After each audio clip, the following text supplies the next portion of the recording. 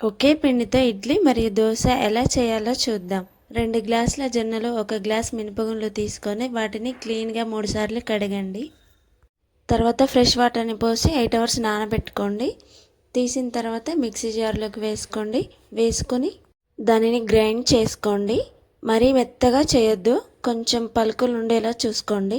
పిండిని నైట్ మొత్తం పులియబెట్టండి. తర్వాత మార్నింగ్ ఇడ్లీ చేసేటప్పుడు దాంట్లో కొంచెం ఉప్పు వేసి బాగా కలుపుకోండి. కొంచెం నూనె వేసుకోవాలి.